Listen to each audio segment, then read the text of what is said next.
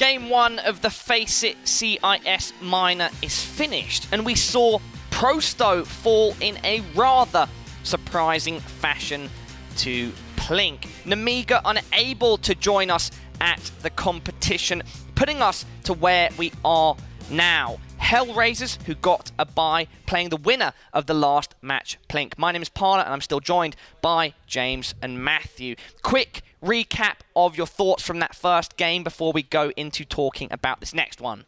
Make it quick. Okay, veto miscalculation. Yes. Bad start of the game for Prosto on both halves. No money being predicted mostly of the time by PLINK. Bad ending for them. James? That was my quick. It was great.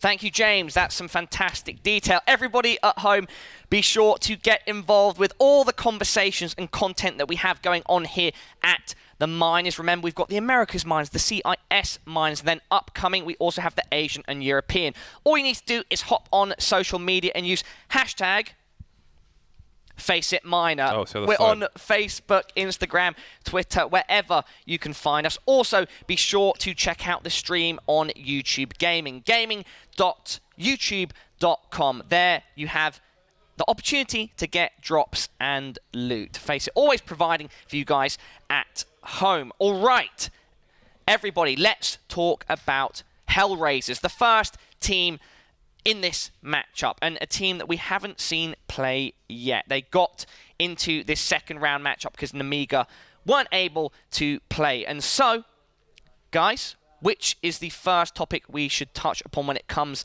to them? In this situation, I see them as an overdog, and this is a match that they should certainly win. Well, they are the more experienced team. I know these teams have not played each other before. I think that they can see from the previous match that there has been an element of randomness from the player who has come in, but they can also have a look at the vetoes and say, okay, let's veto Nuke against these guys. God no, I would assume they would veto that anyway in a best of one, right? It seems to be a sensible choice. So HellRaisers will have some intel from that, limited intel though. How can you prepare for a team who have a guy who's just come off a plane and they're just like, hey, nice to meet you. Yeah, I guess you're playing with us today. Well, interestingly, FACEIT, who is a player on PLINK standing in for them, because Darkside, one of their players, wasn't able to attend, and as you mentioned, came over from Canada this morning. He did actually step in for HellRaisers at one point as well, Matthew. Yeah, actually, he played for HellRaisers. Unfortunately for him, that didn't end really well as it was removed from the roster. But I guess that would probably give him like a little extra motivation, extra ego. You want to show them that they made the wrong decision. You want to go in their faces and kill them, I guess. But yeah, HellRaisers in a situation that's not as easy as we might think. I don't think it's that comfortable to come to an event and you have to win. Otherwise, this is not good for you. Like if HellRaisers make it through to the major qualifier, no one's going to be really excited about it for them. That's just what they are supposed to do. But any wrong path, like any wrong losses they would have here, would have huge impact on them. So that's kind of a test for a team. I remember speaking to Angel at a recent event and talking about his roster in general, because he's been on that team for so long. He's a HellRaisers and Counter-Strike veteran, and I remember him saying to me that he thinks the current roster is the best iteration of the team so far, and also the one that he thinks could go the furthest.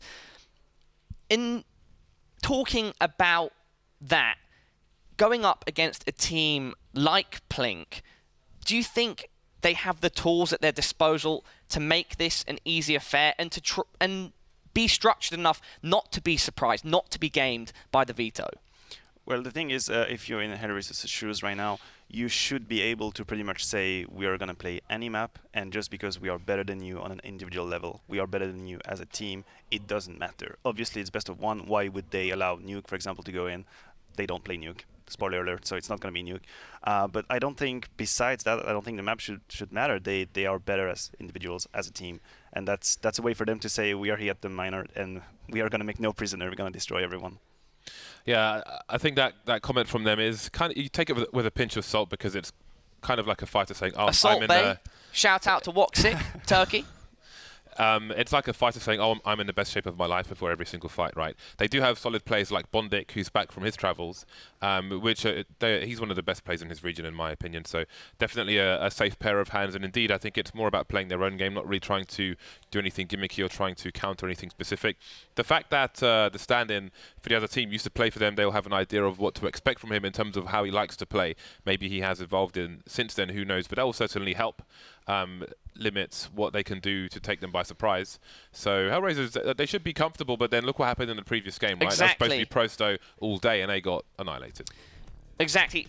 Prosto earlier just got off to that bad start and just didn't seem to rise to the occasion. We mentioned just now the importance to HellRaisers of having stronger individual players and just being on paper a better team. For me, the two to watch out for are Woxic, the Orpa, and then Issa. These guys have been having consistently great performances across the board. Would you agree those are the people at home that we should be looking out? Sorry, that everybody at home should be looking out for?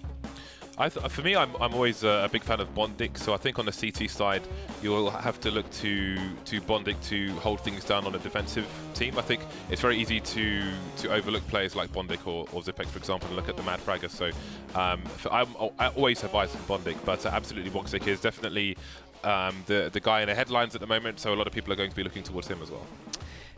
In terms of preparation for PLINK, HellRaisers have a great coach behind them, Jonta, who they often laud as being one of the reasons that they've had decent results recently. I mean, up and down results. If we look at them specifically, they've qualified now for DH Masters Stockholm, not ESL1 NY. They came second to now MIBR at the Portuguese event Mochi, and then last Star Ladder they bombed out. A mixed bag, so to speak, but they have nonetheless had some decent results in there, and they do say that their coach is a reason for that, Jonta. Do you think he could have had the preparation or enough preparation for a team like PLINK, or are they so much of an unknown quantity in a team that they haven't really had a chance to play before that they could get taken by surprise? Yeah, I think there's really two ways to go around it, and it's up to the team to decide. I mean, you can come to a tournament like this and decide that you're not going to do so much research because you consider that if you play your game, you do it right, you're supposed to win. And it sometimes can be tricky to watch demos of a team and there is very few games to watch, and you might draw like false conclusions because the sample you're coming from is so like little. But maybe they did. I mean, that's up to them. That's their decision. But I certainly think that the disadvantage would be for PLINK if they decided to watch HellRaisers. But in the interview, I didn't get the feeling that they were really like preparing crazy for this event. They were more going with the flow. Sounds like they were on a party bus and just decided to get off at this stop. I think with HellRaisers as well, I would imagine they would have spent more time focusing for Prosto, expecting them to take a W here, especially looking at the historical results. Of course, they will look at all their opponents in this group, but I think his main task would be for them to just not do anything weird and focus on their own game. Maybe observe some habits as the rounds progress, and maybe if he sees something that he thinks the team can exploit, to make a play based on that. But again, it's about HellRaisers' game rather than their opponent's game. We have the veto on screen, and surprise, surprise, Matthew, you were correct. HellRaisers ban Nuke outright from the start. I have a feeling that this is going to end up on a map that is not, in terms of Nuke, heavily CT side, but something middle ground, not Dust 2 style, where it's very 50-50. But I think we might see a Mirage come out potentially, or a Cash. Absolutely. I would say this would end on Mirage or Inferno. That would be my two guesses. But the thing is, I feel like HellRaisers have way more latitude coming into this veto. Really, Nuke was the only map that they would ban absolutely. I think for PLINK, it's a little bit more a tricky situation because they don't want to allow like a map like Train or Overpass to go through for HellRaisers. So that's why I think we should end up on something between Mirage and Inferno. And it is going to be between Mirage and Inferno, Matthew? I reckon Inferno. If it's Inferno, there we go, it's Mirage. Oh my God, I was wrong. Yeah, I would say that probably the smart move by PLINK. I think, just in terms of experience, like we've mentioned, individual plays, that strength of the AWP on Woxic, that Inferno could have been a big gamble for PLINK. Going back to the discussion that we were just having, though, about PLINK's previous match and the strength that we could identify, it's actually quite difficult considering it was so one-sided. And at least from my perspective, and you guys can disagree and give a counterpoint to this, that things stemmed from very early on, and there was just momentum after and a snowballing. You know, there was that break on that eco round, the second round, and then FACEIT with some individual plays, and things kind of built from there. Yeah, I don't really think there's a lot that they can take, that HellRaisers can take into this match, because you had them say in the interview that they just let FACEIT do whatever he wanted to do. He had a lot to do with a number of those rounds. It was Nuke as well, so just like whatever. I think it's going to be difficult. I think part of the decision process for PLINK between Mirage and Inferno needs to be how best they can manage the fact that they have the stand-in. They may not have the freedom, maybe against a stronger team, to have FACEIT do whatever he wants and be as successful. And when it comes to retakes, for example, I think that could be a problem for them. So there are lots of question marks for them to answer in this match. Matthew, closing thoughts? HellRaisers should take it, and I don't think HellRaisers is going to allow PLINK to play comfortably. I think when you're the less experienced team and you have a roster that's not your 5, the good situation is when the team lets you play your game and you get to go through whatever you want to do. I don't think HellRaisers is going to allow it, and I think HellRaisers is going to take it. Okay, thank you very much, guys. Prosto had difficulties pushing Hell on Nuke. Let's see if PLINK have a better chance going up against HellRaisers. It's time to get our casters involved. Harry and Vince, over to you. Well, thank you very much for that wonderful introduction, Parley. Yes, this HellRaisers roster is one that's been a bit up and down, but now they look to have finally ironed out all those creases. Vince, you know a lot about that with this lovely shirt that you have on right now. How are you excited for this one? I think this is one of the best games we're going to see today. I agree. Yeah, I think this on paper should be one of the best games. I mean, HellRaisers, they are firm favorites to take this minor. I don't think there's any two ways about that. They've been really on form lately.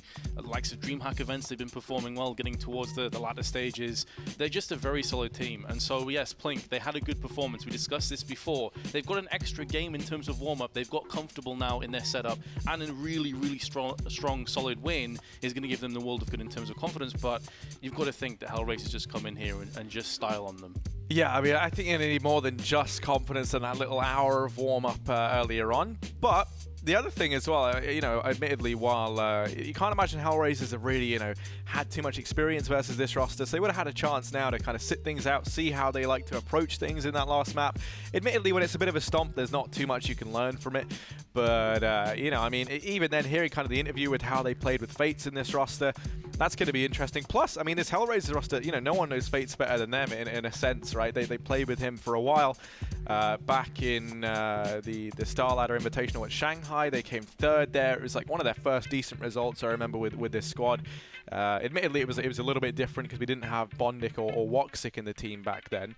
Now, I mean, I kind of agree with what we heard from the interview in the sense that this is probably one of the best HellRaiser squads we've seen in a while. I'm a big fan. You know, you have Woxic. He is just your all-star high-fragging AWPer. He looks absolutely fantastic. I think you have a strong supporting cast around him. Most notably for me, I always like seeing Issa and Angel. I think they're like a good support to him in terms of the fragging ability. So yeah, I'm excited for this one. Yeah, and I think Angel's one of those players that a lot of the CIS sort of region teams and even some European teams were really excited to maybe pick up. Yeah. He was always the player, you know, when they did start to lag behind, when HellRaisers had their sort of dark periods, Angel was always the player that you expect to go to someone else and strengthen that team. At some point was mentioned along the same breath as Na'Vi. He was one of those players that, you know, people thought could fit into that team and do really good work before Zeus came back. So he's a phenomenal player. He's actually a really good player on T-sides of maps too. He's very good at lurking, most notably on overpass actually. I love watching his T-side overpass plays on short. Obviously we're going to see Mirage here, but I think he offers a very similar kind of role. So yeah, I agree with you on that point that Angel is definitely a player to watch out for here. Yeah, and then of course, you know, I've kind of mentioned this a lot now, but I like this idea of, you know, FACEIT being the stand-in for PLINK. He gets to play versus his old team. You know, I don't remember the exact reasons for him being removed from it. I think it was just that, you know, he wasn't, I don't want to say like toxic, but he was just like, he didn't quite mesh with like the rest of the guys all that well. But I mean, I recall his debut back at that event over in Shanghai that I keep going on about, and he did pretty well there. Like that was really one of the first times we got to see him on like a big stage event. They came third, right? A lot of that coming off the back of him. So I mean, it was a good showing. Him and Issa, if I recall, did pretty well because I believe it was one of the first events for Issa too within this squad. So yeah, I mean, you know, obviously Issa stood the test of time. He's been in here now for quite a while. Interesting enough, at that event as well, Bondik actually played against him. That was during his weird time where he was with Tai Lu, which was just, you know, really odd. But now he's back with the boys. you know, it's been like a real roster mania to find this 5-man roster that we have right now for HR, but they've finally done it. And of course, I mean, you know, we spoke a lot about a few of these players, but Woxic for me is the real star of this team. I don't think there's any doubt about that. I mean, you know, he's just so good, and there's been so many talks to pick him up by other organizations, and it's always, you know, kind of umming and ahhing, kind of erring on the side of caution. I know there was a time where people really wanted to see him in Space Soldiers, but there's like a bit of a beef there between him and those guys. But I mean, it's also interesting to see, and you know, I mean, I think he really adds that finishing touch to this HellRaisers squad that is going to make them so dangerous. But it looks like we're about to head into this one. PLINK over on the CT side. They won the knife round. They decided to start here. Let's see if they get off to the same sort of start they did back on Nuke versus Prosto. Wait, why is Romy not buying anything? Or am I going crazy? I don't know. That's $800, yeah. no Kevlar, bruh. Why? Oh, Why is that you happening? know, a nice healthy bit of tilt to start the day. You know, you love to see it. Let's see though. Maybe it's a 300 IQ play. We'll wait and see. One thing's for certain: it's a 5v5 in the retake. Romy's already been tagged down low, but actually it is still PLINK to find the early man advantage. Luke picking up that kill on Angel. That's not going to go unnoticed if you are HellRaisers. Luckily enough, Bondic able to claw one back down towards CT. So it's a 4-on-4 retake in towards this A bomb site, and this CT aggression is going to get punished. Romy and Jio find themselves too. It's Issa left to try and pick up the pieces, and it does not work whatsoever. Defuse comes on through, and Romy somehow, despite having nothing, is one of the only 2 men left standing at the very end.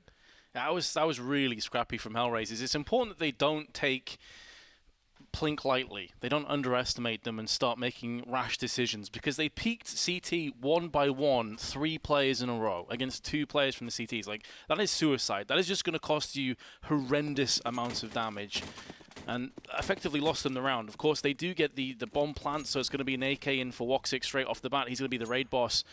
And Romy's lack of Kevlar, lack of purchase, is not going to be punished. So let's see if PLINK can hold on to this. Yeah, it's interesting. He's only got the M4 in this round, so I thought maybe they'd be playing a long game, maybe try and get like an AWP out a little bit earlier, but it doesn't seem to be the case. You look over at HellRaisers though, and this is interesting. The tactical purchases, it's so often dubbed by the likes of, you know, Henry G and co. The AK up for Woxic. The rest of the guys have Deagles though around it, so it's more of actually a force buy. And it's actually a pretty decent one, all things considered, especially when you look over at this buy from PLINK. They have 2 SMGs still in play. And they're already all out of utility apart from the smoke and the flash on Fates and Romy respectively. So Woxic's going to be given a lot of room to maneuver here with this rifle. All the way down to mid, even going to boost up Bondic into the window. And he's just going to sit there, go unnoticed for the time being. But they have secured control of short, slowly but surely wrapping their way up. No one from PLINK really in a great spot to spot this out and get the information. There's the man advantage taken as they find Issa down on the ramp. But now the push comes through short over towards this B-bomb site.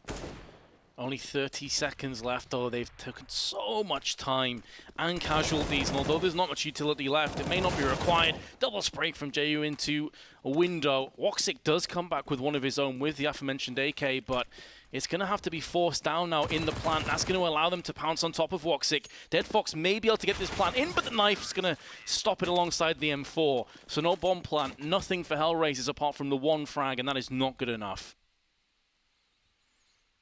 And I mean, we almost saw another knife kill. I don't know what it is with PLINK and going for these knives. They just love it. Now for HellRaisers, you know, that bomb plant in the previous round kind of becomes null and void. They really didn't get too much done on the back of that buy either. Time just ticking down too low. And this round, I mean, they've got 1 PT-50 to play with. That is all there is to write home about. This should just be a null and void round. Any damage they can find is worth its weight in gold. AWP going to come out early for Luke. And we saw them run a double AWP set up back on Nuke. Oh, that's awkward. I thought we were going to see a frag come in. And we do. I guess it's Luke, though, to find it. As he drops Angel. That PT-50 would have loved to find a kill there. Somehow he gets that one. Maybe even Jaya goes down. Luckily enough, Romy's going to come through and save the day. So Woxic and Bondic left alive, but they boost up, they grab the AWP. And now things get interesting because it's Woxic to find it. Encircled with CTs, though. Jay's gone down. This is now going to make it a little bit more possible. There is time to play with two. So they have the luxury of taking their sweet time, having a quick peek at certain angles, but Bondik's going to get caught at the same time that Woxic will get side-swept away by Romy. And a 3-0 lead for PLINK opens up. It will be a buy, a full buy. Woxic could go for an AWP, but it'll be Glass Cannon. He decides to go for the AKs instead, Harry. So a 3-0 start for PLINK and Woxic without the AWP in his hands. Yeah, I mean, he's still very proficient on the rifle, but I do think it's in HellRaisers' best interest to try and break that out early on. Luke certainly has one still for the side of PLINK, and it looks like a set piece, just a fast play in towards this A bomb site. Luke and Romy about to be tested, and Romy not able to hold his ground. Bondik and Issa have opened up this A bomb site. Dead Fox pulls through as well. That's the AWP now retrieved for the side of HellRaisers, and Woxic even going to go aggressive down towards CT to cut off these rotations. PLINK should be down and out of this round, and that kill does cement it. FACEIT just left alone down in mid. And he'd love to get a 1v5 versus his old team. Believe me, he would. But I do not have that much confidence. It's going to be HellRaisers finding their first round here on the T side. And my goodness, what a startling pace they find it with. No kills coming through from PLINK. And that's where things get scary. You feel like if HellRaisers can just do that, you know, they're going to be feeling pretty good now looking at the future. Yeah, certainly a bridge too far for the Estonian. Going to see if he can maybe get some exit frags. And Issa, too fast on the trigger, even though FACEIT's had him dead to rights, and he only has like 12 health, I think. That's pretty rough. And as a result of the previous damage and carnage that's been inflicted to PLINK, they now find themselves in a position where two of their players down to $2,000, and Luke not much better at 3,000, so it's looking like it's going to be more of a half buy.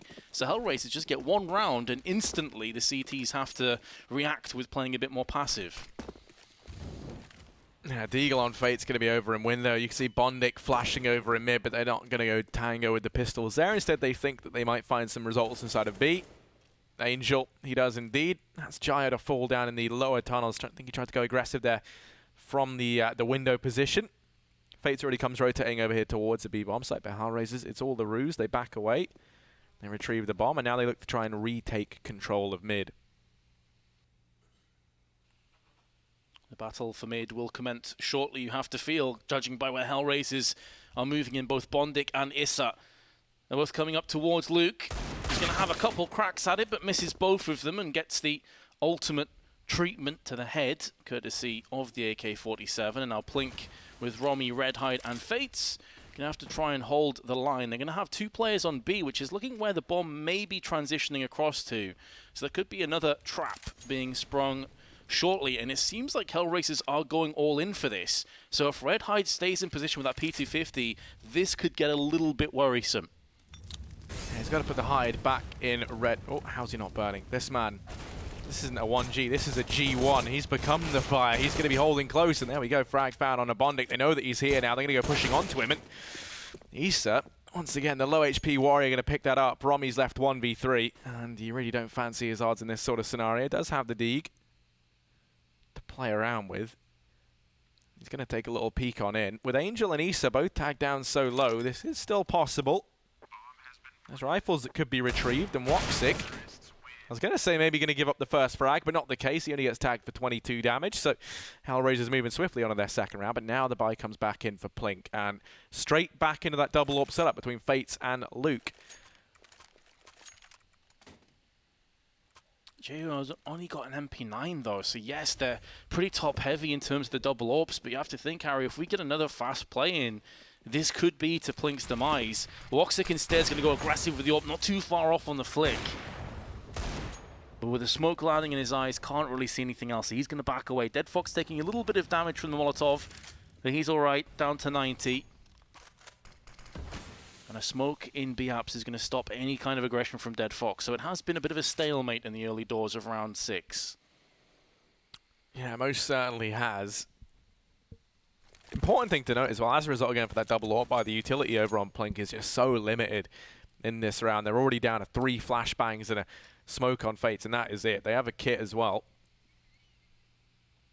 But not really too much to work with, and HellRaisers doing such a good job of baiting this out early on, waiting over in the top of mid. Luke hears the smokes and flashes raiding in, so he's going to peel away from connector.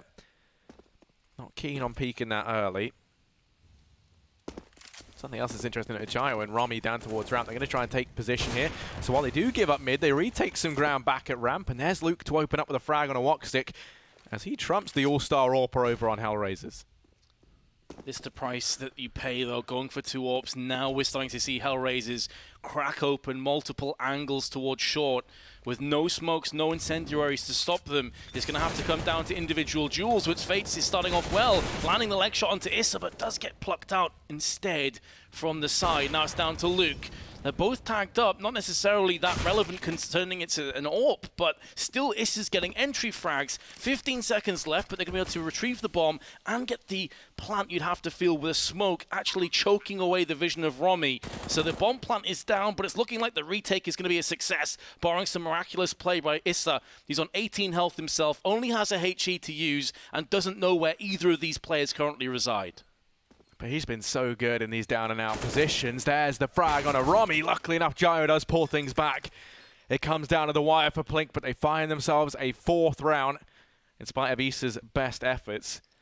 My goodness, though, I mean, it doesn't matter how low this man is, he's still able to put up numbers. That's the 3rd round in a row that he's found success, even when tagged down, you know, to sub 20 HP, which put you in one-shot range of pretty much any gun in the game. I think maybe with the exception of the Glock and USP, maybe the Bison as well. But, I mean, who even knows how much damage that gun does?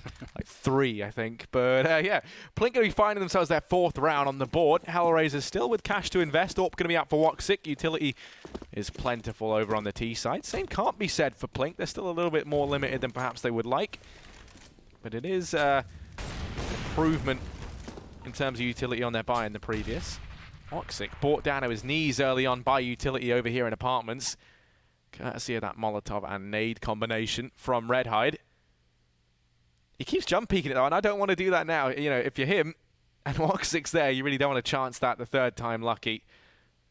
Lining up a smoke on Angel. He might try and go for something here in towards B. And now you're going to be looking at FACEIT and Redhide to try and hold back the coming onslaught from Hell. Molotov not ideal, and it's going to be extinguished very easily, allowing Redhide, pardon me, not Redhide, to sit back on the van and dish out a fair bit of punishment. Issa with 2, and that could be good enough to yield a bomb plant and the round win. It already seems like PLINK are giving this up. They have an AWP, they've got a decent amount of weaponry, they don't want to give this away. And if they do save these 3 weapons, they can go for another full buy in the next round. So they're going to just pull the plug as soon as the kills come into play. And this is another solid take. A very quick one, though, by the T's. Yeah, perhaps you would have preferred for him to be Red-Eye in that situation, to be a great host inside of the B-bomb site. But, you know, ultimately, just pulling your leg. I give no more. That's it. I've extinguished all my Red-Eye jokes. It is going to be a 3rd round for HellRaisers. And they're able to keep 4 alive as well. You don't imagine they're all that keen to go hunting. They're all going to clear out the same angle over through Apartments. They might go running into Romy. He does wait down here in mid, but no, they just opt to save. Trying to build up the money on the T side. I like that early on. Any weapon they could have taken away would have been something lesser to this round, because now you see PLINK, right? They have money to go for a force. They still have 3 rifles up. SMGs dropped over by the rest of the guys that survived. So the buy here isn't disastrous if you're PLINK, but it isn't all that great either, and you are reset in the next round. That's a very real reality for them to face. AWP out and Luke, it delivered in the rounds prior, but now it really has that much more riding on its shoulders as he waits over here in mid, about to be challenged by Bondic and Woxic.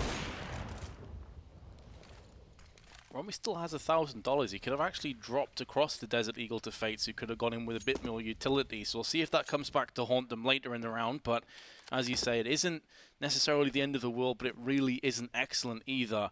And this is a fulcrum point round for me. If PLINK can somehow get across the finish line and take it with 4 or 5 players, they're in really good shape. If HellRaisers pluck this round out, though, PLINK will be on the back foot, and that's where you expect HellRaisers to start to shift through the gears. Bondic's already been tagged down to 38, though, as HellRaisers look to start to progress through their spawn towards the A side and Palace and ramp, respectively. And PLINK don't have really any map control. They're playing pretty passively in connector. They've got Romy way back on the CT boxes. The furthest player up is Redhide, and now Angel's just been spotted. So the damage war definitely going in favor of PLINK. They've done a solid job of actually causing great blood loss to this HellRaisers side. They most certainly have, and now as they're about to be tested over here on A, they might have done damage, but Woxic's the first man to total that up to 100. Luke now holding up from the stairs, and He doesn't manage to find anything in that round. Angel and Bonjic, they're both tagged down so low. It's his flank from Redhide. He's the linchpin, the man who could claw PLINK back into this round, but you can see they've given up. They're backing away.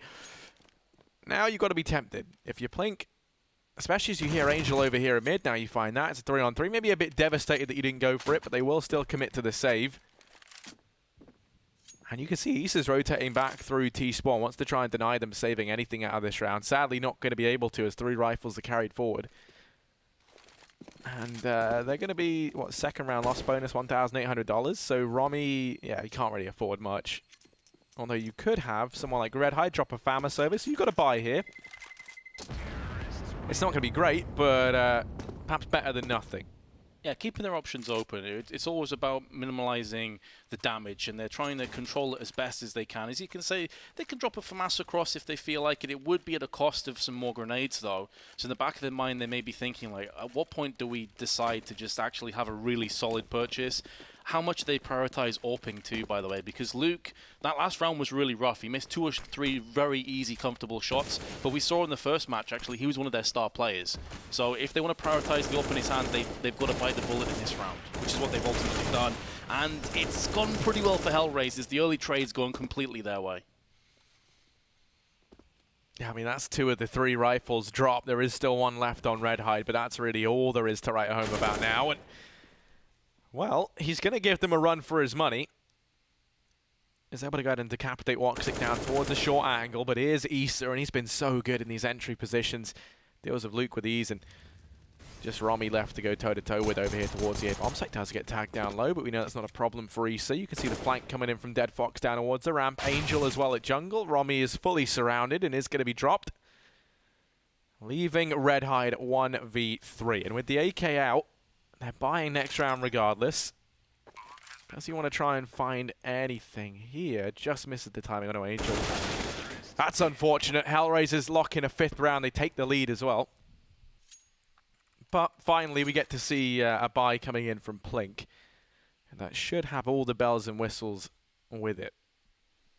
The downside, though, for Luke is even though they did go for that eco, and they just kept the weapons they saved, there still wasn't enough to get an AWP. Romy had 5.3k. He could have dropped one, but then, of course, he's getting wrecked in the process. Means he can't go for the full Kevlar or nades. So they're going to go full M4s instead. And we have seen against HellRaisers with these kind of rifle composition buys, they're not too solid. They actually got quite bullied, pushed and probed around in mid. You can see they've completely given up mid control already. They have no vision at all of mid. Oh, that's going to scare you if you are Gyro. Issa on the entry, going to be completing the transition from entry frag to entry fragged. He gets picked up down at the ramp. Man advantage secured early on for PLINK, and we know they're pretty good at closing out these rounds when they do find the man advantage. They just now have to look to try and maintain it. Mid control goes the way of HellRaisers, and now it's Luke about to be tested, this time not with the AWP, with an M4 in hand. Fortunate not to take any damage from that grenade. Jayo flew just over his head. Going to be rummaging his way towards B in the next few moments because the call will be coming through from Redhide. It's going to be a B hit. Redhide with 2 again. You saw him do this consistently on Nuke. Very good at spree killing. And he could have given his team the utmost opportunity. Woxic just zooming out at the worst possible moment, but Angel's able to pick up the rest. There's Woxic. There's the AWP that we know. And now Jayo, he's going to be able to come in round the backside. Gets the drop onto Angel. Can't flick across to Woxic, who will land another AWP frag. 3 in the round for him. And HellRaisers take a 2-round lead. PLINK back to an eco. I mean, that's the round that PLINK are going to be kicking themselves that they lost as well. I mean, they go into the retake with a healthy man advantage. It's these shots from Woxic, that one there. The quick flick round and then clutching out in the 1v1 as well. That's why he's so revered as an up-and-coming AWPer. I say up-and-coming. He's been around for a very long time, but one who's now kind of starting to get the attention he's warranted for a while. And this is a very fast round indeed. Oh my goodness, they're all the way down short. And actually, FACEIT and Jaya, they've applied the brakes. Jaya going to be doubling down from Connector. My goodness, what a way to derail this round for HellRaisers. Desperately trying to cling on to what should have been an easy round. It's Issa and a Dead Fox left alive. Clearing close in Connector. That's the first kill found. 4 on 2 though, and they haven't even uncovered where the rest of these bodies lie for PLINK. There's rifles aplenty down in mid. HellRaisers have to be careful not to throw this round away. And if HellRaisers do lose from this point, Harry, I feel like this could be a round that the desk may go back and watch. Because this is a round that should be HellRaisers every day of the week, easily. They whiffed a smoke in window, had to throw a Molotov to deal with it instead, caught in 2 mines, got completely separated and destroyed from connector and short simultaneously. A complete whiff from HellRaisers, but they're still in with a shout. They have the weapons advantage, of course, in terms of manpower. It's very much favored in PLINK's control, but there's 40 seconds left. Dead Fox and Issa, they've got to make a move. They have control of the bomb, but that's pretty much the only thing going for them. It most certainly is. I mean, they're stuck between a rock and a hard place right now. They know that either one of these sites is going to be infested with PLINK players. That's such a horrid angle to take from Issa, but he's still been able to find the first on a red hide wall. They expect FACEIT, and there's the Deeg chiming in with one. Now trapped and trying to buy time. Doesn't manage it. A Dead Fox. Formerly one of FACEIT's teammates does dispatch of him, now left in the 1v2. Romy and Luke left to try and overturn, and he knows they're one of these players. I think he spots them both there on the jump on up. Time ticking down, and PLINK know they're on the clock. The spray transfer comes through for Dead Fox. He's going to line them both up. 3 kills for him there, 2 for Issa, as they manage to clutch that out in a 2 versus 4. HellRaisers, they're going to owe those 2 a drink after this one, I think, because they managed to keep them in that round. I mean, Dead Fox, unless he pulls off that really sick play, ultimately, PLINK have just stole a round away. And even still, even with the clutch, they lose 4 players. That's 4 kills. That's extra grenades in the back pocket of PLINK now, who have gone in for a double op setup themselves. That's going to build their confidence additionally. So, yes, HellRaisers get the round, but man, was it labored. They made a real meal out of it. But PLINK again with 2 orbs. You saw the last time they had this composition, it didn't really do much for them. They just basically got pushed in and just destroyed. Yeah, that double upset certainly didn't work as well as it did back on Nuke. And I mean, as I kind of said, FACEIT never really was the AWPer back then, from what I'm aware. I'm fairly certain he used to mainly run on the rifle, so it's interesting to see him picking it up here inside of this PLINK roster. That is the freedom that's kind of extended your way as a stand-in, though. Especially from what we heard over in the interview. But HellRaisers doubling back through T-Spawn. Woxic and Bondic going to rejoin up with Issa. Looking like it's going to be an A split. Issa's up in the Palace. The other 2 going to look to try and take ramp. While Dead Fox and Angel turn their attention towards that connector position. Gio up in the window. Now smoked off. They're allowed to get up through connector. You do have Red Hide over at short, who could look to peek into this. But A split about to come through. This is where Luke and Romy will be tested. Angel's going to force away Jayu, which is allowing them to alleviate the pressure from jungle. But Luke still comes in with 2, and now Romy's able to stay alive long enough to dispatch very nearly of Issa. But the weakened Issa will be finished off by Luke, who's got himself 3. He's done his job. He needs the rest of his team to step up tall and deliver the rest. Woxic with 56 has got himself an AK, but it doesn't end up mattering, and Luke take a bow, because without his 3 kills, that round was going the way of HellRaisers. Amos certainly was. My goodness, what a performance. Look at him go. I mean, you wonder how they get so close to him without realizing he's here. I mean, you know, the first kill comes through, then immediately turn their attention to the AWPer, and he's able to stay alive. Really overstays his welcome. The thorn in their sides inside of the bomb site, and PLINK move on to a 5th round. You still feel like it comes far closer than it ever should have, though, considering those heroics from Luke. Is that either a nice smoke or did he miss it? I'm not into... Oh, that was on purpose. That was nice, bouncing it off of the railing. Woxic, regardless, opens up down towards ramp. So as nice as the smoke was, that's not going to bring back Gyro from the dead, sadly. And that was a whiff smoke. There's a small gap in that smoke that Woxic can actually see through from ramp. So they have to be very careful. You can see from his perspective there is a big gap there. Fortunately for the CTs, they don't get punished. I mean, in a sense they do, right? It was Gyro to fall through that very smoke from Woxic early on. So, I mean, luckily enough not punished again, right, for their crimes of missing the smoke down towards ramp. It's going to be 3 players over here towards B, but FACEIT, this time it's the other AWP over on PLINK to open up. Luke's instantly answered back there in return as Angel finds him. Now the pressure falls to Romy alone inside of A, and it does look like this is where the play comes through. Angel pushing up through connector. Issa and Woxic now falling back to join him, and you can see over on your minimap, FACEIT's starting to peel away from A, but we need Romy to hold his own, and instead he's going to fall at the first hurdle. Redhide dealt with shortly after, and FACEIT left 1v3. While he does manage that frag there on Angel, this is going to be asking too much of the stand-in for PLINK. I don't think he's ready for bondik. This is an awkward fight to take, and they both know it. bondik brought down to his knees, but that shot from the AWP, all it's done is ring the dinner bell. Oh, my goodness. In this reality, the dinner bites back. Woxic able to deal with him at the very end. HellRaisers in 8th round. PLINK, I think they're going to be facing the harsh reality of a reset here, which is a pretty gut-wrenching position to be in. You win one, have it come down to the wire, instantly you're back to that $1,400 loss bonus. And now, I mean, they can't afford to buy an next round.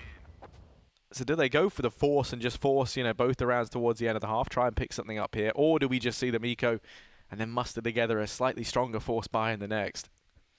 I think a lot of teams would just force 2 times here, or at least go for a few deagles in this round. The problem for PLINK, though, is they've consistently just given up mid control. They've had 0 presence in mid, pretty much any single round. So I'd quite like to see them, especially now that they're on pistols, to maybe play 2 or 3 players up mid. Take the fight to the terrorists who've kind of just become adjusted and used to the fact that mid control is theirs. But, of course, as I say, that HellRaisers are setting up for an aggressive A hit, but it could be into the trap of PLINK because they've stacked A pretty hard. They got 4 players in close proximity. If HellRaisers go in for this, this is where the CZs and the Deagles can really come into play. Molotov down, not going to affect Romy.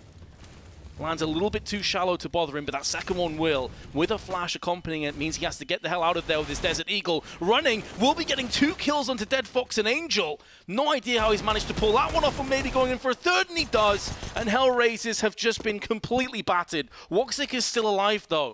He's going to switch to an AK-47, has control of the bomb, and has enough time also to peace out there and go back to B.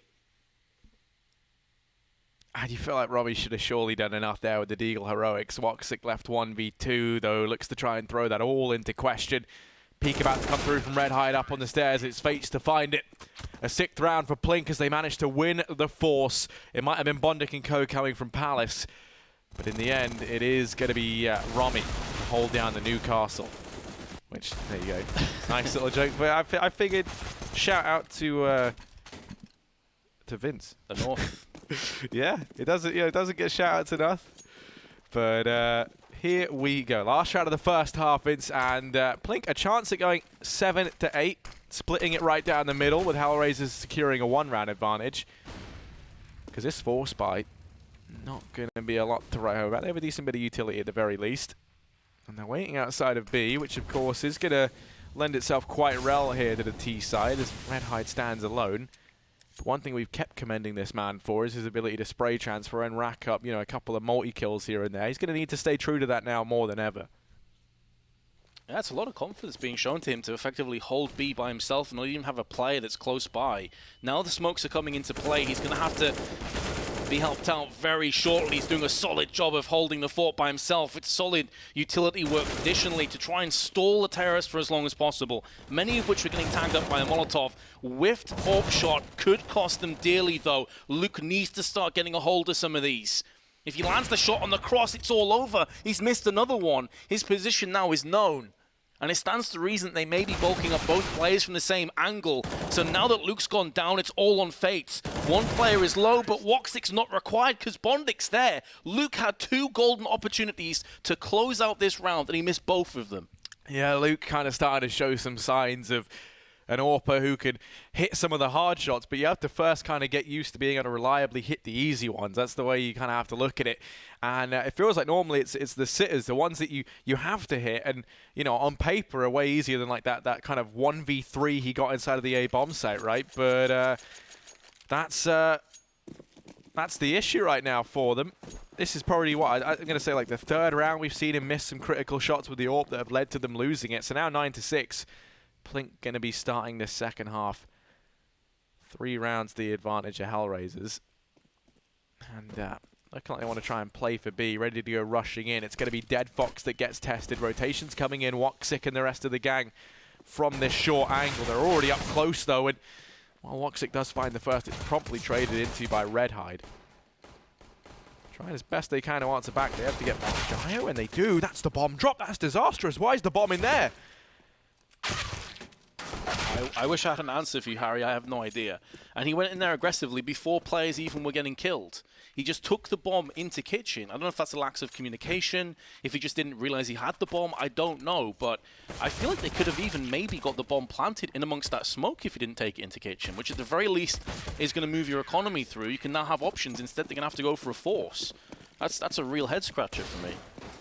Yeah, I was kind of so broken from the moment he went in there that I just didn't even know where to go from that point onwards. I mean, very odd decision-making. I mean, there were players on short, but you should never have the situation where the bomb is alone in kitchen. Luckily enough, they've at least had Redhide to open up this round for them. Find a 4 and 4. Romy, okay. There's that CZ dispatching of Woxic. Issa's looking once again to be the hero and pull this back. But no, this is the sort of fairy tale where the hero gets defeated. There's now Dead Fox and Bondic left alive. Dead Fox dispatched of Bondic. What is happening? I don't know. These force buys have been so good today. I think every single force, apart from in the first half, if my memory stands correct, yeah. So we've seen 1 pistol round conversion today. 1 out of a possible 4 now. Well, where's the cohesion for HellRaisers? I mean, all those kills you saw being 1v1 duels. You have the weapon advantage. You have the utility advantage. Use them. How is Romy walking out of Palace and wrecking Woxic? No one watching Palace on the team or ramp? Like, come on, dudes. This is basic. Yeah, it feels really disjointed, right? Especially from a team now that's been together for a decent while over on the side of HellRaisers. You're playing versus PLINK, who are running this with a stand-in right now. And I mean, right now, you know, don't get me wrong, HellRaisers have kind of been winning a lot more of the duels, but their actual cohesion as a team has been a little bit flawed thus far. And that seems so uncommon as well when you look at the players that you have in this roster, right? You know, maybe kind of the jitters early on. Going to take some time to warm up, perhaps. But this certainly isn't the sort of time you want to be finding, you know, these problems, right? They used to be cropping up now. It's such an important event for HellRaisers, as kind of you and Matthew spoke about, in the sense of, you know, this is their event to lose, right? There's no question that they're coming into this with the guys, you know, kind of everyone expecting HellRaisers to take home the win here. Yeah, not just that, but comfortably. Like, to make a declaration of intent, to stamp their foot on the floor and say, look, we are the best team at this tournament. And so far, they've been on shaky ground, but Issa has a chance to maybe double up. Instead, he will get fragged out. Angel with the UMP onto Fate, and it looks like we're going to see another Force Spy come out triumphant, unless Redhide and Romy have something to say about it. And Redhide has started yapping. But there are still 3 players to find. They do have enough time to get the hell out of here if they so choose, and maybe try and divide and conquer HellRaisers. They're all on A. They're going to have to come out and chase, and if Romy gets the chance, he may be able to bite down on it with the 13 health he has. Now they're going to look to try and pounce on Bondic. So the idea behind them pulling back is that it's going to force players from HellRaisers to go B. You can see Dead Fox is that man. Now it's a 2-on-2. It's gone from a 3-on-2 to a 2-on-2. So I like what PLINK have done, but now they've got to try and capitalize before Dead Fox comes back. Yeah, both players over here towards CT for HellRaisers, and Woxic offers himself up to Romy now. Bondic stood here alone, Galil in hand, 13 HP on Romy. So 1 shot's all it's going to take to dispatch of him. Still time left for PLINK to go ahead and try and clear out some of these angles. They want to try and open up the opportunity to plant for short. They're going to go ahead and whack that bomb down so they can watch it from both connector and ramp. But there's Romy discovered. Redhide, nice shot on a Bondic, and now just has 1 man left to deal with. It's Dead Fox. 1v1, time working against HellRaisers here. And Redhide playing with his food. Dead Fox up on the stairs, going to be dropped. And PLINK, they will manage at 8th round. They hold on to things despite the force from HellRaisers. 4 kills found, that's pretty decent from the CT side. But a fantastic recovery here from PLINK on the back of 1 man. Once again, someone who we've commended so much for his ability to just kind of stay alive in these almost unwinnable situations. He does it once again there at a crucial moment for PLINK. I mean, you used the perfect word, recovery, because that really was. They were looking dead and buried, and I love the fact that they had the clarity of mind to pull back, use the time, get some mind games into HellRaisers, and as I said at the time, divide and conquer, and that's exactly what ends up happening. So now PLINK have had a golden opportunity to batter down a very weakened HellRaisers. They were in with a shout in that force buy, but now they're into an eco, and we know that HellRaisers want the AWP as soon as possible. So in that way, they're a bit telegraphed. They're a little bit obvious to read. So PLINK have got to make the most of this. They're getting inroads onto B, and at this point, they must realize it's a B stack. So the bomb is now going to move to the A side. They feel confident knowing that all the players will be over on this side, and this should just be a gimme round. The question is, how many frags can the SMGs get? These two MAC-10s can just go on a farming frenzy. Yeah, they most certainly can. I mean, over here towards B, all these, you know, nude, rude, and I don't know, nude, rude dudes. Just no armor on them. They're just going to get mopped up by the SMGs. I really had to try and rhyme something there. It just felt weird otherwise. But, yeah, PLINK going to find a 9th round. And at first, I was kind of a bit worried. I'm like, okay, I don't want them to keep going into B, because then it's like, you know, you walk into a couple of unknown crossfires, you give up a few SMGs, and, you know, it's not much to give away, but it's something, right? And then maybe you even kind of inspire some of the AK players to want to shut down some of the SMG guys. I know, weird stuff has happened thus far. It's all been a little bit unpredictable. But here's the buy from HellRaisers. No AWP out. That's something that we spoke about for Wox that they would have loved to have had. It's going to be a fast play from PLINK, and oh my goodness, they're going to go charging into the waiting guns of Woxic. But actually, they found everything. Angel has to really try and chain something together, and he can't. It falls to Issa once again, and they line up for him. 2 quick kills now, leaving Dead Fox in the 1v1 with Jyo. What an explosive start to the round. I think we saw a team kill in amongst it too. I think FACEIT got destroyed by one of his mates behind him. And now Jyo, who's low on health, again going to try and use the time to his advantage. Going to just start straight over to B. Dead Fox calls it. He was the player that rotated in that previous 3-on-2 to the B site, so we know it's within him to go for those rotations when he feels like something is awry. It looks like they may butt heads. They're both getting the same idea. Going into underpass is going to favor the AK-wielding Jyo, who's going to get himself a frag and PLINK the 10th round and knock HellRaisers down a peg once more. I mean, now we're all tied up, 10-10.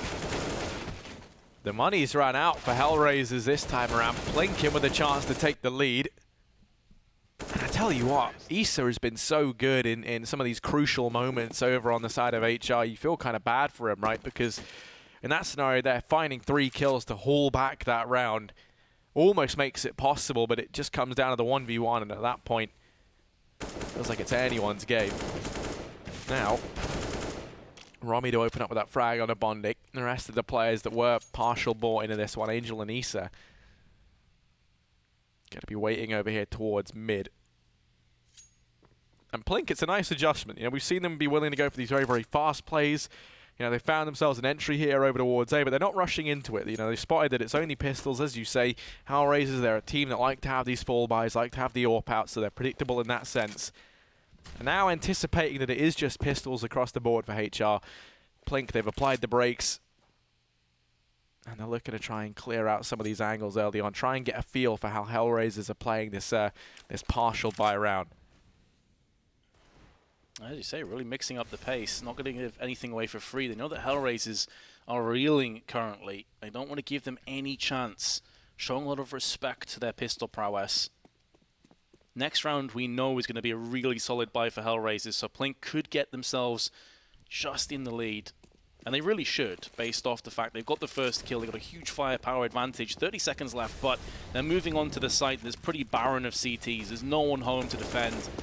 And so PLINK will just open the door and get the plant down. Dead Fox comes out with one of his own kills. If he can take the AK out of this, it really wouldn't be too bad. I would be surprised if HellRaisers stick around long enough to go for this, because they do have some Kevlar on Issa. And as I said before on Nuke, the AK is so incredibly powerful in the hands of CTs. It gives you so many more inroads to getting one-taps, to holding down angles. So there's no reason for Dead Fox to throw this away. Woxic is expendable. He only had a USP, didn't have any Kevlar. It's fine for him to stick around, and he will meet his demise. But the AK save is not a bad take out of this round, all things considered. But PLINK will have the lead here, Harry. 11-10. I'm amazed I'm even saying that. The HellRaisers will be falling around behind. Yeah, I mean, that is crazy to think so. I mean, at this point, it's the, you know, it's Fate's revenge. 11-10 up versus HellRaisers, his old team. And I mean, you know, it even becomes kind of that much more, you know, epic in that sense, in the sense that HellRaisers, you know, they've been bigging up how this is the strongest iteration of their roster yet. You know, since cutting Fates, since moving things around a bit, things have only gotten better. And now versus PLINK, they've got a round down. There is going to be tactical pause called on in for HellRaisers, and I think, you know, justifiably so. You've given away a lead. It was a 9-6 half in your favor. I mean, let's not forget, there was a point in time where it was a 7-4 scoreline, I believe. So it has been a very good recovery here from PLINK to find themselves in the lead, winning the last 5 rounds consecutively. Tactical pause going to come to a close, and let's see what the decision has been to go for on the back of it. Out for WOXIC. Not going to be seeing a double up setup, just 4 rifles around it. Full utility as well on everyone, so a very strong buy. This is going to be the point where HellRaisers are wanting to turn things around. I don't think we're going to see too much like drastically different tactically. I think it's more just a collective few moments to get a couple breaths, and there's WOXIC. Gets the AWP in his hands, he's going to put it to use. JU gets destroyed in mid, and now it's going to push the green button towards this B, execute. I say execute, it's pretty much just a raw rush with some flashbangs alongside it, but Angel has been blind, and he's been put down in his tracks before his eyes have a chance to recover. Luke on to Dead Fox. Bomb will be getting planted. Molotov stops the push from coming into play from WOXIC, who's completely alone anyway, would not want to push a site 1v3 with just an AWP, as good as he is.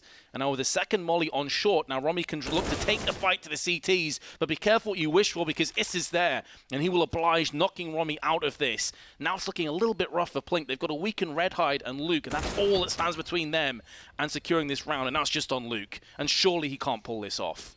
Yeah, 1v3 is a lot to ask of a man who's been struggling with consistency. Bondic going to get rid of him. So HellRaisers clawing themselves back into that round. 11-11. Important thing to note, there was a nade thrown in there, a Molotov, that did so much damage to the guys over on PLINK. You notice as they push on in, everyone's kind of tagged down at 30, 20 HP. This ragtag squad trying to hold it off in a 3-on-3, and it just doesn't pull through for them as a result.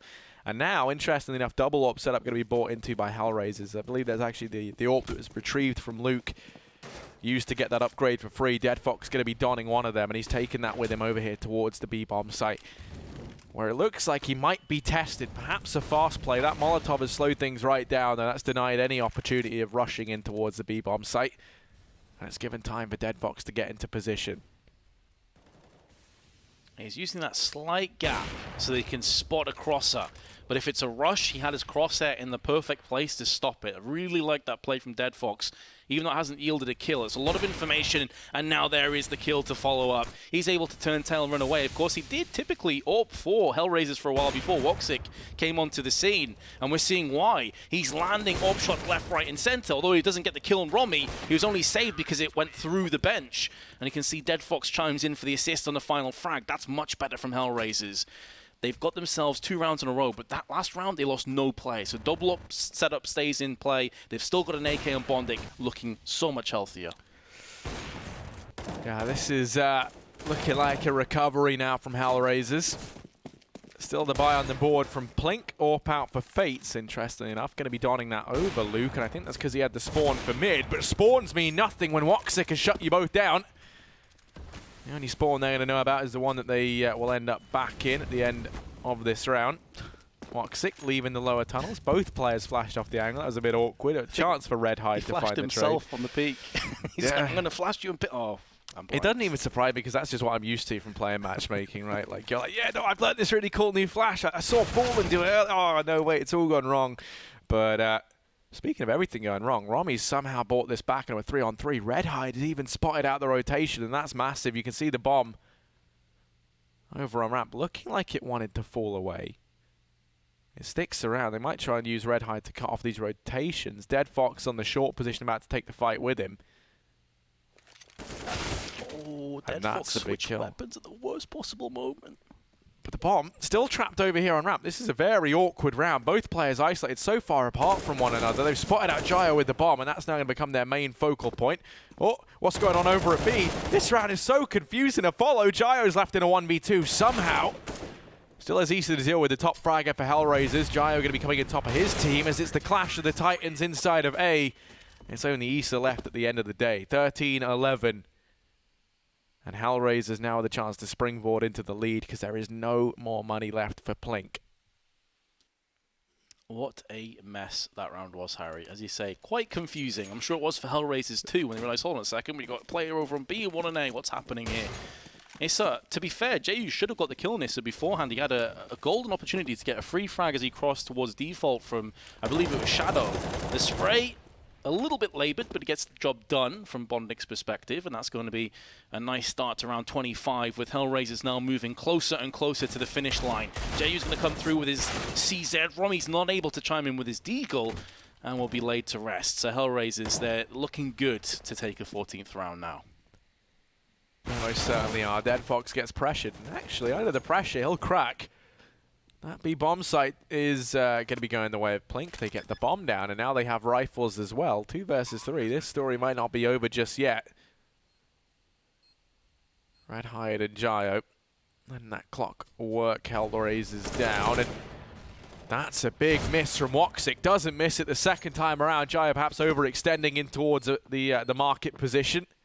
The bloodlust kicking in. HellRaisers going to go and pick up a 14th as they hold on. But now the buy comes back in from PLINK. Interesting thing to note as well, Woxic and Issa, between them, currently 50 kills. So pretty monumental effort from those two over on the side of HellRaisers. Jayo's having a hell of a game himself. He's on 25. Well, it doesn't seem to be enough. He's head and shoulders above the rest of his team. Redhide in second with 17. Ooh, the flick not quite on point for Luke. He's only on 11 kills. He hasn't had the same impact as we saw on Nuke. On Nuke, he was a monster. Definitely not the case here. Angel's going to take that grenade, but actually doesn't do anywhere near as much damage as I was anticipating. And he's able to answer back with an M4 frag. So it's just gone from bad to worse for PLINK. At one point, they were 11-10 in the lead. Suddenly, in the blink of an eye, it's 14-11. Ooh, more damage done on Issa, but yeah, I mean, this is very, very quickly turned once again against PLINK, and HellRaisers starting to look more like the favourites we built them up to be. Yeah, I've got 2 players down in mid. They don't really have a lot of room to work with. They're already losing a man. Luke going to get pressured over here towards the B-bomb site as well, and even tagged up to 24 HP. Their options starting to run dry. And HellRaisers with 3 players over here inside of the A-bomb site. PLINK, if they head there, it's almost going to be an even fight because you have Angel over at short to help out. 40 seconds left on the clock and a lengthy rotation all the way back through T-spawn. This is going to come down to the wire, and we need to see some big entry kills found from PLINK. 30 seconds, looking to have Luke with the AWP open things up. Bondik and Woxic left to overturn as the site take comes in. Plenty of kits too for HellRaisers. They can even concede a bomb plant and still be fine, but Woxic on the approach with 2 has pretty much single-handedly taken this round and made it HellRaisers. Bondik to put the final nails in the coffin. And we are 4 rounds away from having a repeat matchup with Prosto looking at PLINK and thinking, okay, we may not be numbered this time around. I doubt we'll see Nuke again, at the very least, or at least I hope we won't. I mean, imagine that, right? You just go straight back to Nuke. It's like, Prosto are like, nah, we've been practicing, you know, we watched back the demo. It's like, oh, I wouldn't want that to happen. Please, no. Yeah. Especially because Nuke is just so jarring to watch. But that's a topic for another day. Here's Woxic over in Connector, AWP in hand. Won't be spotting anyone through his spyglass just yet, but as he turns his attention down towards lower tunnels, maybe. Redhide, in the meantime, working ramp along with Luke. Sadly, Woxic emerges from deep within his hidey hole. They lose everyone inside of B, and Redhide's done a great job of selling this fake. It's going to be 3 versus 3 in the retake. Rotations coming through from HellRaisers now. It's going to be Woxic over here towards short as he looks to try and find something on the initial peak. Nade does damage, but not that much. There's the first kill found. Jayo tested by Angel, and now he knows he's here. They have 1 man isolated. They just have to try and get past Romy. He's left in a 1v3. Both these players tagged up. He emerges from the shop. Brought down to 19 HP just to keep them off the bomb. It's not going to happen. Woxic secures the kill, and with that, HellRaisers will be winning this map. 16-11. The HellRaisers dig deep. And from within the depths of hell, they claw back a victory here versus PLINK. And that will, as you say, be the rematch now. PLINK versus Prosto.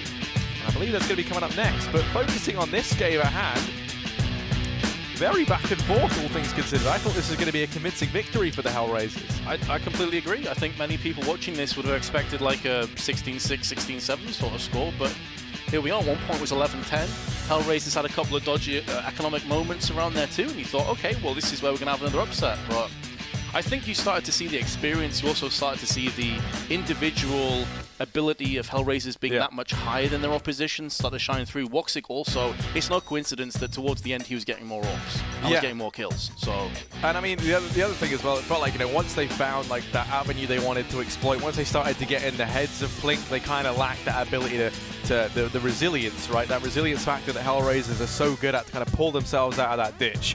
And yeah, I mean, HellRaisers definitely towards the end, that was the most convincing CS we saw them play the whole time, I think, right? It was very dominant. There was never any rounds where it felt like, oh, this was your way clearly, and now PLINK have clawed their way back in, right? It was always kind of HellRaisers rounds, and it was theirs to throw away, right? But they managed to win it out. I think that's going to make them feel much more confident now looking at the future. But to hear about all that and more, we're going to throw this one over to Freya. She has an interview with the HR guys over on the show floor. Thank you. I'm here with both Woxic and Isa. So how are you guys feeling coming out of that match? It feels so good, especially when you're playing major qualifier. How about you, Woxic? Yeah, like I expected. I think I already knew it. We're gonna win this game. So we saw PLINK come off a pretty dominant win against Proto earlier on Nuke. Did this have you guys worried at all? Can you repeat? PLINK just played Proto on Nuke and they won, which was unexpected because they were underdogs. Did this have you worried at all, or were you confident? For me, like it's they created this roster like yesterday because they picked up FACEIT, and they are annoying because like they don't have any like struts and something, and it's possibility like they can win. Also they can win versus us, but we just played our games and we won versus them. So FACEIT actually used to play, as Paula mentioned, for HellRaisers. Did this give you an advantage at all, knowing how he plays? No. Quick answer. And we saw DeadFox get a great 3K. I think it was in round 11. Can you expand a little more on this? Which round it was? It was around 11. Yes, Round 11. What happened? What Like we lost this round. No, you won this round. DeadFox came in with a 3K, rotating onto B to plant, if you can remember it. Yes, yeah, it was. I think it was a 2v4. Yes, I remember. It was the call was like to take mid and play slowly after it, but we took mid and everyone pushed, and that's why they caught us with some pistols. So we saw. It was a mistake, yeah. So we saw PLINK. They had some pretty dominant force buys going into that. They were forcing in a lot of rounds. How did you guys come back and like build off of this? We are used to lose like against forces. We have this situation many of times. It's not the first time for us because we are losing all prize also, like when we are winning pistol rounds and we are losing all the time second round. But we are just ignoring this and we are focusing our first gun round. So you both actually had some pretty dominant performances. What enabled this, and was it part of the team, or was it sort of your own style? We are brothers. We are brothers and we are good. We are good duo. We are good duo. Yeah. Cool. And any final thoughts before we hand back over to the desk? Anything you want to say to the fans at home watching? What do you want to say? I can say some Turkish. İzlediğiniz için, desteklediğiniz için çok teşekkürler. Umarım Major'a çıkabiliriz. Umarım her şeyi istediğiniz gibi gerçekleştirebiliriz. Can you give us a brief summary just in English? Just thanks for the support, HellRaisers guys. I hope so. We're gonna make it this major. Yeah, that's it. Cool. Thank you guys, and congratulations again on the win. We're going to throw it back over to Paula on the desk. Gardash Woxic, congratulations on that victory, and also to Isa, both of them delivering once again. Isa, in fact, shares his second name with a character in a game I play, and that character, Mirage, is an assassin, and he deals a lot of damage. And I think Isa falls definitely in line with that. He had, at the end of that match, I think close to 30 frags, James and Matthew. Yeah, Isa and Woxic, you guys did point them out, and they did certainly deliver there for HellRaisers, put up the big numbers. Both of them 28 frags. Yeah, nice. I think we're going to see some statistics from them in a second, but they put out the damage as required. And there we go. And again, HellRaisers are notorious for losing against force fires. They have been. I feel like it's been for years. Yes. Over a number of rosters, but something that they will have to focus on for the future. Matthew, in that interview there with Woxic and Isa, after Freya asked a question, I think it was Isa just made a passing comment about we are brothers. How important is that synergy when you're in a team? I know you come from the French scene where sometimes there's high synergy, sometimes there's low synergy. So maybe you can talk a bit about it from your own experience. Well, the thing about synergy and having good relationships in your team is that this is going to help you when you go through hard moments in the game, and that's going to happen to every team. At every point, you're going to be like angry at yourself, or you're going to lose around. You're not supposed to lose, and this is when it's important to just keep moving forward and be focused and be supportive to each other. If someone fails something or if someone does something really nice, then you're going to hype them up. This kind of synergy is what that can make the difference, besides like just playing and the tactics, I think. Yeah. I thought I could hear some sort of argument going on. I don't know. I heard some shouting, but I'm sure everything is okay. Now, there was a resurgence from PLINK during that match. As Harry highlighted during that closing segment from our casters, they did manage to claw some rounds back, and I don't think it would be unfair to say that there are some good things to take away from PLINK's performance too, James. Considering how close the score was at the end, I think part of it is HellRaisers like to lose to Force Spies, but if you look at the early rounds from PLINK, they had, when they were on the CT side, there were a number of rounds where I think there were almost 3 rounds in a row where they saved 2 or 3 weapons and then took them into the next round, forced around those, and had to end up saving again and again, so it kept them off the ideal buys. We saw a number of rounds with double ops when their money was better, but you wonder if they had a better start, how far they might have gone here. We could have seen another upset. Indeed. Matthew, we saw 9 T rounds for HR. They had some great rotations, which we'll get into in a bit more detail shortly, but also their set plays with the individual firepower coming out. It seemed like the things that we talked about before the match started, on paper, this team just being better generally overall, seemed to play out on the server as well. No, absolutely, and I think, I don't want to say that against PLINK, but I think the score is a little bit deceptive because it ended up 16-11. But the truth is, if you take the first rounds of each side, PLINK were up 8-1. So it was 3-0 on the first side, 5-1 on the second one. So they had like an 8-1 kind of lead if you just take the 3 first rounds and the 5 first rounds. So when it comes to full weapon rounds and full utility rounds, I think HellRaisers were really dominating. And I think that kind of showed in the T side. They had very good diversity. They would play set executes on A, they would play set executes on B. They would abuse the fact they would play middle after when they realized they had the economical control over the game. They would abuse the middle. That was really, for me, HellRaisers were never really at risk in this game. Indeed, they did score very highly in those gun rounds, and one of them that was very crucial is when HellRaisers went down 2-4 and still managed to win the round, rotating through the window area, getting on to B, and then Dead Fox making a bunch of kills. Matthew, would you like to walk us through it as James eats some ice cream? Why not? Why not? No, I think the 4v2 in itself, I think, is very interesting in terms of experience and how you're supposed to play it. So the situation is, HellRaisers are only 2 players left. PLINK have 4, they're 4 alive, and they're actually split 2 people on the A side, 2 people on the B side. And HellRaisers are doing something that's really interesting. They are not committing for the A side, they are trying to go and catch someone off guard.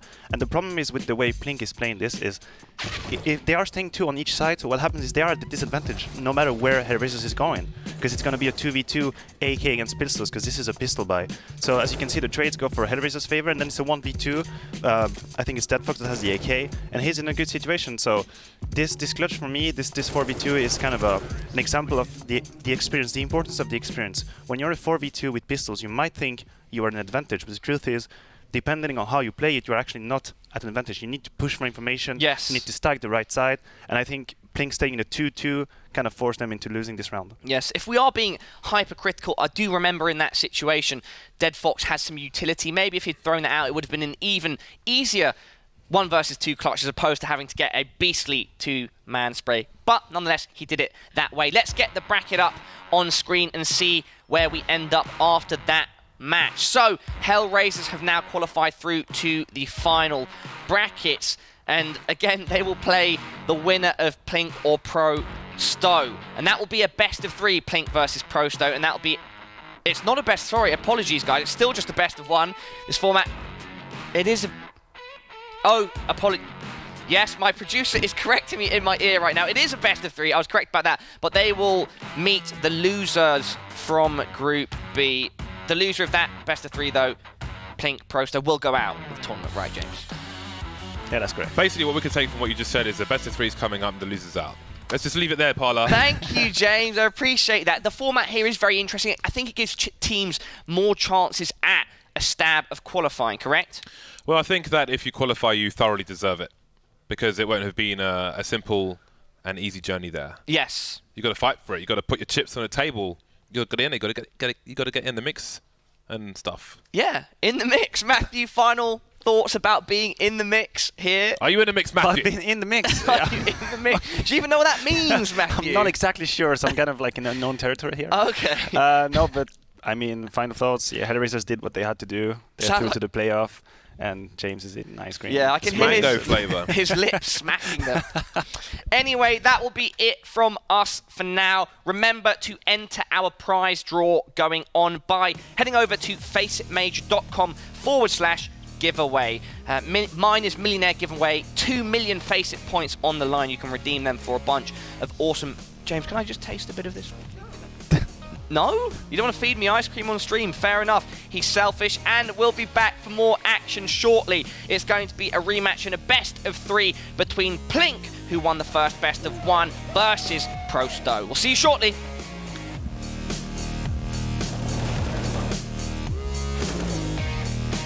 Yeah.